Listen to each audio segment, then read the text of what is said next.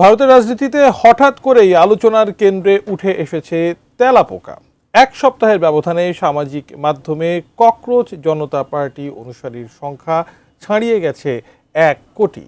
এমনকি অনুসারীর সংখ্যায় দলটি টক্কর দিচ্ছে মোদির দল বিজেপিকেও। প্রশ্ন হচ্ছে, আলোড়ন সৃষ্টি করা জেনজিদের এই নতুন দল কি ভারতে বিজেপির ক্ষমতার অবসান ঘটাবে? विस्तारित জানাচ্ছেন শেখ ফরিদ। जेनजी जनरेशन के लेजी दोस्तों, सिस्टम ने हम बेरोजगार लोगों को कॉकरोच बोला है। कॉकरोच जनता पार्टी जिंदाबाद।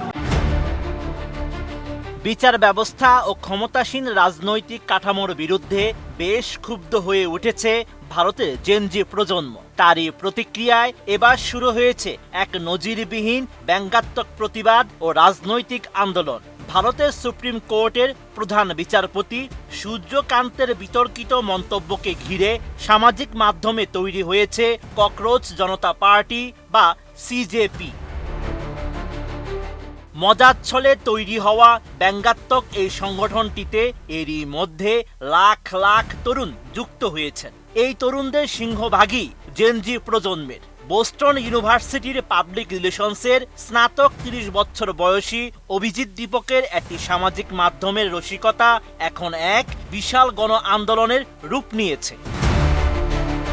সম্প্রতি একটি মামলা শুনানির সময় প্রধান বিচারপতি মন্তব্য করেন, কিছু বেকার তরুণ তেলাপোকার মতো, যারা কোনো চাকরি না পেয়ে সমাজ ও ব্যবস্থার উপর আক্রমণ চালাচ্ছে।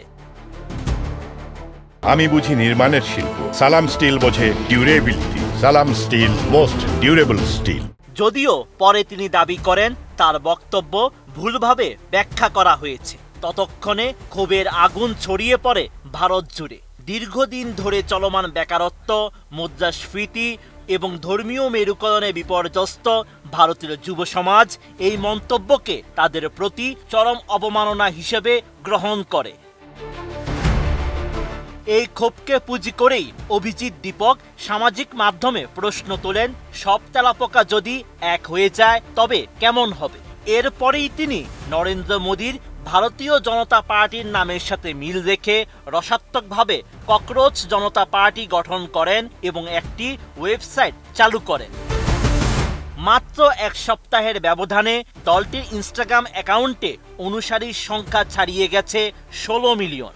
সেই সঙ্গে 3.5 লাখেরও বেশি মানুষ এর সদস্য পদের জন্য আবেদন করেছেন। মজার বিষয় হলো, এই ব্যঙ্গাত্মক দলে শুধু সাধারণ তরুণরাই নন, নাম লিখিয়েছেন মহুয়া মৈত্রীর মতো প্রভাবশালী বিরোধী সংসদ সদস্য এবং অবসরপ্রাপ্ত আমলারাও।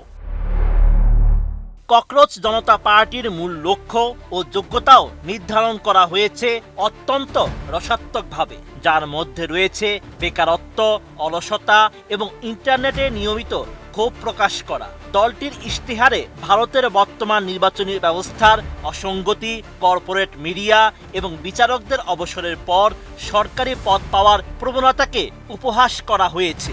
मेरे जेनजी जनरेशन के लेजी दोस्तों, सिस्टम ने हम बेरोजगार लोगों को कॉकरोच बोला है, तो हमने सोचा क्यों ना हम सब मिलकर अपनी ही पार्टी बनाए, इसलिए बनी है कॉकरोच जनता पार्टी। हम वही जनरेशन है जिसके पास डिग्री है लेकिन नौकरी नहीं, सपने हैं लेकिन सिस्टम नहीं। ये है कॉकरोच जनता पार्टी का संविधान।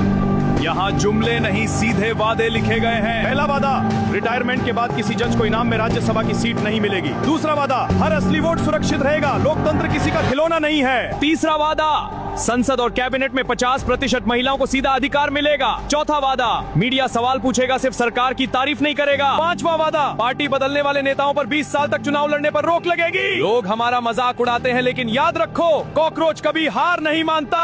রাজনৈতিক বিশ্লেষকদের মতে এই আন্দোলনটি আপাত দৃষ্টিতে হাস্যরসাত্মক মনে হলেও এর পেছনে রয়েছে ভারতীয় তরুণদের তীব্র অর্থনৈতিক ও সামাজিক হতাশা। ভারতের মোট জনসংখ্যার 1/4 জেনজি, যা বিশ্বের বৃহত্তম যুব জনগোষ্ঠী। অথচ ভারতের প্রতি বছর 80 লাখের বেশি শিক্ষার্থী উচ্চ শিক্ষা শেষ করলেও তরুণদের মধ্যে বেকারের হার 29%। মেডিকেল ভর্তি পরীক্ষার প্রশ্ন পাশের কেলেঙ্কারি নিয়ে দেশ জুড়ে যখন শিক্ষার্থীরা আন্দোলনে উত্তাল, ঠিক তখনই প্রধান বিচারপতির এমন মন্তব্য ক্ষোভের আগুনে ঘি ঢেলেছে। সাম্প্রতিক বছরগুলোতে দক্ষিণ এশিয়ার দেশ শ্রীলঙ্কা, নেপাল এবং বাংলাদেশে তরুণদের জেনজি আন্দোলন যেভাবে বড় বড় স্বৈরাচারী রাজনৈতিক শক্তির পতন ঘটিয়েছে, ভারতের এই ককরোচ জনতা পার্টির উত্থানকে সে একই ধারার আন্দোলন হিসেবেই দেখছেন সমাজ বিজ্ঞানীরা। Sheikh Farid, ATN news.